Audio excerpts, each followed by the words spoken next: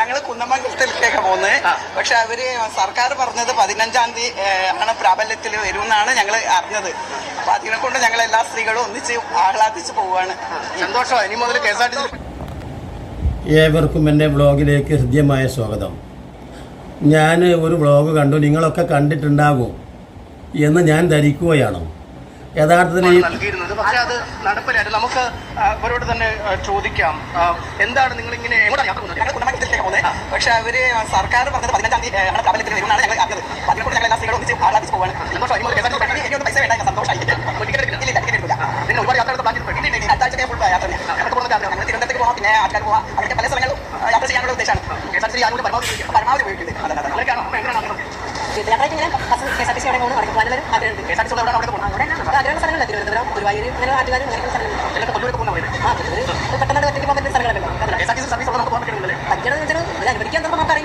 ഈ മഹിളാ മോർച്ച എന്ന് പറയുന്ന സംഘടന എന്ന് പറഞ്ഞാൽ BJPയുടെ വനിതാ വിഭാഗം എന്ന് പറഞ്ഞാൽ ഫാസിസ്റ്റ് കക്ഷിയുടെ അത് തന്നെ എല്ലാവരോടും അസഹിഷ്ണുത പുലർത്തുന്ന മറ്റേ ഹിന്ദുക്കളോട് മാത്രം പ്രതിബദ്ധത, അതല്ലെങ്കിൽ തങ്ങളോട് തന്നെയും പ്രതിബദ്ധത ഇല്ലാത്ത, ഇപ്പോൾ ഹിന്ദുക്കളോട് പ്രതിബദ്ധത എന്ന് പറയാൻ പറ്റുമോ? യഥാർത്ഥത്തിൽ ഈ പറയുന്ന BJPക്ക് ഹിന്ദുക്കളോട് എവിടെയെങ്കിലും പ്രതിബദ്ധതയുണ്ടോ? അങ്ങനെയാണെങ്കിൽ ഒട്ടനേകം ഹിന്ദുക്കൾ ഇപ്പോഴും റെയിൽ പാളങ്ങളിൽ നിന്ന് ജീവിക്കുന്നവരാണ്. മാത്രമല്ല എന്തെല്ലാം ഭരണകൂടം അവർക്ക് ക്ഷേമ പദ്ധതികൾ പറഞ്ഞിരുന്നു. ഹിന്ദുക്കളായതുകൊണ്ട് അവർക്കൊരു പ്രത്യേക പരിഗണന കൊടുത്തതായിട്ട് നമ്മൾ ആരെങ്കിലും കേട്ടിട്ടുണ്ടോ? ഞങ്ങൾ ഭരണത്തിൽ വന്നാൽ 15 ലക്ഷം ഉറുപ്പിക യഥാർത്ഥത്തിൽ എല്ലാവരുടെയും അക്കൗണ്ടിലേക്ക് നീക്കും എന്ന് പറഞ്ഞിട്ടാണല്ലോ ഭരണത്തിൽ വന്നത്. എന്നിട്ട് എന്തേ അത് നീക്കാതെ വന്നപ്പോൾ ഈ പറയുന്ന പ്രധാനമന്ത്രിക്കെതിരെ സമരവുമായി രംഗത്തിറങ്ങാഞ്ഞത്? ഈ പറയുന്ന മഹിളാ മോർച്ച ചെയ്യണ്ടേ? അതോടൊപ്പം തന്നെ ഇന്ത്യയിലെ ഒട്ടനേകം മഹിളാ സംഘടനകളുണ്ട്. അവരെ അടുക്കളയിലെ പാചക ഗ്യാസിൻ്റെ സബ്സിഡി എടുത്തു കളഞ്ഞപ്പോൾ ആലോചിച്ച് നോക്കൂ. 2 കോടി തൊഴിൽ തരാമെന്ന് പറഞ്ഞപ്പോൾ അങ്ങനെ പ്രകടന പത്രികയിൽ പലതും പറഞ്ഞിരുന്നു. ആലോചിച്ച് നോക്കൂ. അതൊന്നും തന്നെ BJP ഇന്ന് വരെ നടപ്പാക്കിയതായിട്ടുള്ള ഒരു ചരിത്രവുമില്ല. 15-ാം തീയതി മുതൽ തരാമെന്നുള്ള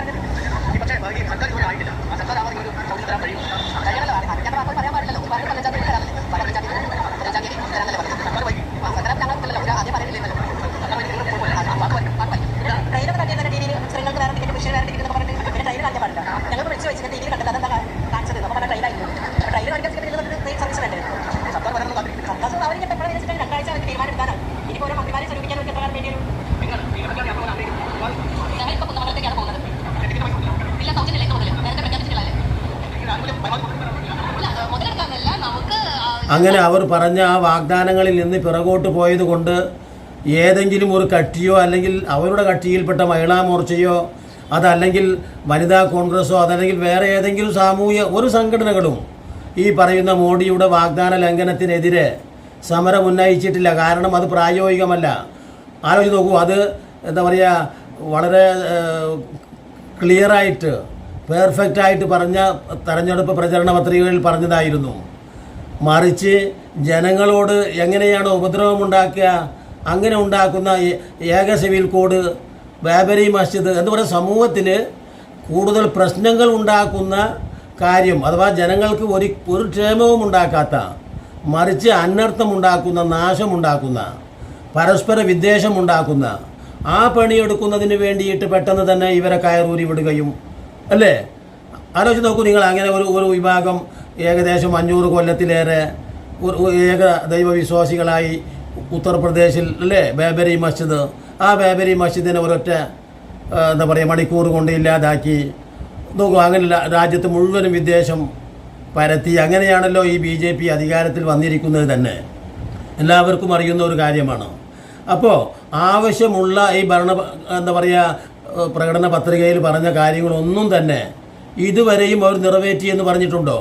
ആ നിറവേറ്റാത്തതിൻ്റെ പേരിൽ എവിടെയും സമരം ചെയ്തതായിട്ടും നമ്മൾ ഇതുവരെ കേട്ടിട്ടില്ല. ഇപ്പോൾ ഇതാ ഈ വീഡിയോ ചെയ്യുന്ന സമയത്ത് പോലും അല്ലേ 3 ഉറുപ്പികയിലേറെ, ഇപ്പം 106 സംതിങ് ഉണ്ടായിരുന്ന പെട്രോളിൻ്റെ വില ഇപ്പം ഒറ്റയടിക്ക് 3 ഉറുപ്പിക കൂട്ടിയിരിക്കുന്നു. ഇനി പാചക ഗ്യാസിൻ്റെ ഞാൻ നേരത്തെ പറഞ്ഞതുപോലെ സബ്സിഡി തന്നെ ഇല്ലാതാക്കി. ഇനി അതോടൊപ്പം തന്നെ ഇനി ഈ പാചക ഗ്യാസിനും ഈ പറയുന്ന ഡീസലിനും പെട്രോളിനും നമുക്ക് കാണാൻ കഴിയും പ്രതിമാസമോ അല്ലെങ്കിൽ ആഴ്ച ഓരോ ആഴ്ച തോറും ഇനി ഓരോ സംഖ്യ കൂട്ടി കൂട്ടി കൂട്ടി കൂട്ടി ഒരിക്കലും സാധാരണ ജനങ്ങളുടെ വാഹനങ്ങൾ അവർക്ക് നിരത്തിലേക്ക് ഇറക്കാൻ പറ്റാത്ത വണ്ണമുള്ള ബുദ്ധിമുട്ടിലാക്കി ഈ ഭരണകൂടം കിട്ടിയ ചാൻസ് മുതലെടുക്കും. ആലോചിച്ചു. ഈ സമയത്താണ് ഒരു വെള്ളി വെളിച്ചമായിട്ട് യഥാർത്ഥത്തിൽ വി ഡി സതീശൻ ഞാൻ പെട്രോളിൻ്റെയും ഡീസലിൻ്റെയും ഒക്കെ എന്ന് പറഞ്ഞാൽ ഇവിടുത്തെ മാർക്കറ്റിൽ നിന്ന് അതിൻ്റെ തീരുവ കുറച്ച് കഴിയുന്ന ആശ്വാസമെങ്കിലും നൽകുമെന്ന് പറഞ്ഞതാണ് വലിയ വർത്തമാനം തന്നെയാണത്. യാതൊരു സംശയവുമില്ല. ഈ സാമ്പത്തികമായിട്ട് അങ്ങേയറ്റം പ്രയാസത്തിലായിക്കൊണ്ടിരിക്കുന്ന കഴിഞ്ഞ ഭരണകൂടം കടമാക്കി വച്ചിരിക്കുന്ന ഈ ഖജനാവിൻ്റെ അവസ്ഥ കണ്ടുകൊണ്ടാണ് യഥാർത്ഥത്തിൽ തീരുവകൾ കുറച്ചുകൊണ്ട് ആളുകൾക്ക് കഴിയുന്ന രീതിയിൽ സഹായിക്കുമെന്ന് വി ഡി സതീശൻ പറഞ്ഞത്. അത് നമുക്ക് വിശ്വസിക്കാം. അപ്പം ഞാൻ പറയുന്നത് ആ മഹിളാ കോൺഗ്രസ്സുകാരുടെ തലച്ചോറിനകത്ത് സത്യത്തിൽ ചാണകം തന്നെയാണ് എന്ന ഒരു ബോധ്യമല്ലേ നമ്മൾക്ക് ഉണ്ടായിട്ടുള്ളത്. എന്തുകൊണ്ടെന്നാൽ ഈ പറയുന്ന 15-ാം തീയതി മുതൽ എന്ന് പറഞ്ഞു പോയി എന്ന് പറഞ്ഞാൽ 15-ാം തീയതിക്ക് മുമ്പ് അല്ലെങ്കിൽ 15-ാം തീയതിക്കെങ്കിലും ഭരണകൂടം നിലവിൽ വന്നാൽ എന്നാണ് ഉദ്ദേശിച്ചത്. ആലോചിച്ച് നോക്കൂ. അങ്ങനെ 15-ാം തീയതി സാങ്കേതിക തടസ്സങ്ങൾ മൂലം ഭരണത്തിൽ വരാൻ കഴിയാത്തത് കൊണ്ടാണ് യഥാർത്ഥത്തിൽ KSRTCയിൽ സ്ത്രീകളുടെ യാത്ര സാധ്യമല്ലാത്ത ഒരവസ്ഥയിൽ മാത്രമല്ല. അപ്പോൾ അവർ അതൊരു വിഷയമാക്കിയിട്ട് പറയുകയാണ്. ഈ 15-ാം തീയതിയിലോ മറ്റോ ബസ്സിൽ കയറിയിട്ടാണ് ഈ ഉഡായിപ്പ് പറയണത്. എന്തുകൊണ്ടെന്നാൽ ഭരണം വന്നിട്ടില്ല.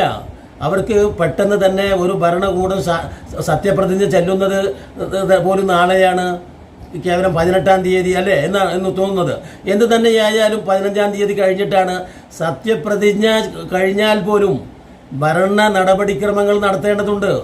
അതൊക്കെ ചിന്തിക്കാൻ സാമാന്യ രീതിയിൽ തലക്ക് ബുദ്ധി വേണം, തലച്ചോറ് കൊടുത്ത് ചിന്തിക്കണം. ഇത് തലയിൽ ചാണകമാണ്. ആലോചിച്ച് നോക്കൂ. ചാണകം മാത്രം തലയിൽ കയറ്റി കൊണ്ടു നടക്കുന്ന ഈ പറയുന്ന സ്ത്രീകൾക്ക്, പുരുഷന്മാർക്ക് പിന്നെ മാന്യമായിട്ട് ചിന്തിക്കാൻ കഴിയുമോ? ആലോചിച്ച് നോക്കൂ. എന്താ പറയുന്നത്? നിങ്ങളൊന്ന് കേട്ടു നോക്കൂ. എന്താ പറയുന്നത്? ഞങ്ങൾക്ക് സൗജന്യ യാത്ര 15-ാം തീയതി മുതൽ വി ഡി സതീശൻ പറഞ്ഞിട്ടുണ്ട്. അപ്പോൾ അത് മനസ്സിലാക്കാനുള്ള ഒരു ബുദ്ധിയില്ല, ഒരു കഴിവില്ല. അതാണ് ഈ കഴിവില്ലായ്മ, ഈ ബുദ്ധികേട് എന്നതുപോലെ തന്നെ ഇതിൻ്റെ അനന്തരഫലമില്ലായ്മ സമൂഹത്തെ ഏറ്റവും വലിയ തിന്മകളിലേക്ക് തള്ളിവിടുന്നത്. ഇപ്പം ഞാൻ നേരത്തെ ഒരു വീഡിയോ പറഞ്ഞതുപോലെ മുംതാസി എന്ന സ്ത്രീ ചെയ്തത്, സിംജിത എന്ന സ്ത്രീ ചെയ്തത്, അത് മുസ്ലിങ്ങളുടെ സ്ത്രീകളാണ് എന്നതിൻ്റെ പേരിൽ ഞാൻ അവരെ ന്യായീകരിക്കുകയില്ല. അവർക്ക് ഇരട്ടി ശിക്ഷ കൊടുക്കണമെന്നാണ് ഞാൻ പറയുക. അപ്പോൾ എന്നതുപോലെ തന്നെ മഹിളാ മോർച്ചയുടെ ഇത് ഒരു പ്രത്യേക പദ്ധതിയാണ്, പ്ലാനിംഗ് ആണ്. ഈ പറയുന്ന BJPക്ക് അവർ ഉദ്ദേശിച്ച സീറ്റുകളൊന്നും കിട്ടിയിട്ടില്ല. ആലോചിച്ച് നോക്കൂ. അവർ തന്ത്രപരമായിട്ട് ഈ പറയുന്ന 140 സീറ്റുകളിൽ ഒരു 10 സീറ്റെങ്കിലും പിടിക്കാമെന്ന ഒരു തന്ത്രമായിരുന്നു ഉണ്ടായിരുന്നത്. പക്ഷേ ഉത്ബുദ്ധരായ ജനം ഈ ഫാസിസത്തെ ഈ കേരളത്തിലേക്ക് കൈപിടിച്ച് ഉയർത്തിക്കൊണ്ടുവന്നാൽ സംഭവിക്കാവുന്ന അവസ്ഥ, അതിൻ്റെ വിപത്ത് വ്യക്തമായിട്ട് ബോധ്യമുള്ള ആളുകളാണ്. 99% വരുന്ന പത്രം വായിക്കുന്ന ലോകം ബോധ്യമുള്ള കേരളീയവരെ ആട്ടി പുറത്താക്കി. ഇത്തരത്തിലാണ് ചിന്തിക്കുന്നതെങ്കിലും പ്രവർത്തിക്കുന്നതെങ്കിലും അതുപോലെ തന്നെ പല കാര്യങ്ങളും നമ്മൾ തെരഞ്ഞെടുപ്പിൻ്റെ സമയത്തും അതിനു മുമ്പും അല്ലേ ഒട്ടനേകം മതവിദ്വേഷങ്ങളൊക്കെ പറഞ്ഞുകൊണ്ട് പല ഉഡായിപ്പുകളും. അപ്പോൾ നമ്മൾ സാധാരണ പറയും നാട്ടിലൊക്കെ നാടൻ ഭാഷയിൽ ഒന്നും ഒരു നിലക്കും ഈ പറയുന്ന UDF വരില്ല എന്നായിരുന്നു വിചാരിച്ചിരുന്നത്. എന്തുകൊണ്ടെന്നാൽ ഇടതുപക്ഷമാണ് യഥാർത്ഥത്തിൽ ഇവർക്ക് ഏറ്റവും വളരാൻ സുഖം. അതുകൊണ്ടാണല്ലോ കഴിഞ്ഞ 10 കൊല്ലക്കാലം ആലോചിച്ച് നോക്കൂ. ഈ 2 ടേമായിട്ട് വന്ന LDFൻ്റെ ഭരണത്തിലാണല്ലോ 3 BJPക്കാർ MLA ആയത്. അതിൻ്റെ മുമ്പ് 40 കൊല്ലം ഈ രാജ്യം കണ്ടിട്ടില്ലേ? 5 കൊല്ലം കൂടുമ്പോഴൊക്കെ. പക്ഷേ അവിടെ ഒരൊറ്റ BJP വളർന്നില്ലല്ലോ, ഇപ്പോഴാണ് വളർന്നത്. അപ്പോൾ ചുരുക്കി പറഞ്ഞാൽ ഈ UDF എന്ന് പറയുന്ന ഈ ഭരണകൂടത്തെ അല്ലെങ്കിൽ ഈ പറയുന്ന ആ സിസ്റ്റത്തെ ഇല്ലാതാക്കണം. അവർക്ക് പുലിവാലുണ്ടാക്കണം, ബുദ്ധിമുട്ടുണ്ടാക്കണം. പക്ഷേ ഒരു കാര്യം ആലോചിച്ച് നോക്കൂ.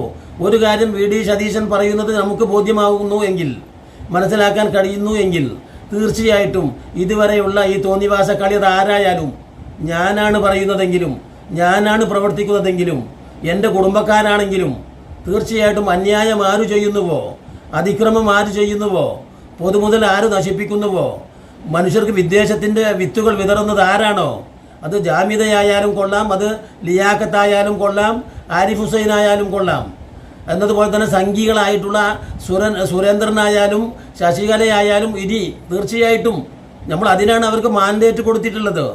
അതിനാണ് നമ്മൾ യഥാർത്ഥത്തിൽ അവരെ വോട്ട് ചെയ്ത് വിജയിപ്പിച്ചത്.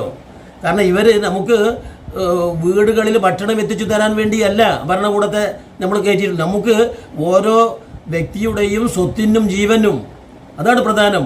അവരധ്വാനിച്ചുണ്ടാക്കുന്ന ആ സ്വത്തിനും ജീവനും ഒരു സംരക്ഷണം. അല്ലാതെ എൻ്റെ വീട്ടിലേക്ക് സർക്കാർ എന്ത് തരുന്നു എന്ന് നോക്കിയിട്ടല്ല. അതുകൊണ്ട് തന്നെയാണ് ഈ ജനാധിപത്യം എന്ന് പറയുന്നത്, എല്ലാവരും പങ്കാളികളാകണം എന്ന് പറയുന്നത്. നമുക്കിപ്പോൾ എന്തിനാണ് ഈ ജനാധിപത്യം അത് പുറംതിരിഞ്ഞു നിൽക്കുക എന്നത് തെറ്റാണ്. മറിച്ച് ജനാധിപത്യം നല്ല ഉദ്ദേശത്തോടെ നല്ല നേതാക്കളെ കൊണ്ടുവന്ന് തോന്നിവാസങ്ങൾ ചെയ്യുന്ന ഭരണകൂടമാണെങ്കിൽ ഇപ്പം നമ്മൾ കണ്ടില്ലേ, അവരെ പുറത്താക്കി. അപ്പോൾ ജനാധിപത്യത്തെക്കുറിച്ച് പ്രജകൾക്ക് നല്ല ബോധ്യമുണ്ടാവണം. അതുകൊണ്ട് തന്നെ ഞാൻ പറഞ്ഞില്ലേ, ഇപ്പോൾ ഈ വനിതാ മോർച്ച എന്നാ തോന്നുന്നു, മഹിളാ മോർച്ച, വനിതാ മോർച്ച എന്തുവാണ് ഞാൻ വേണ്ടത്ര എനിക്കറിയില്ല.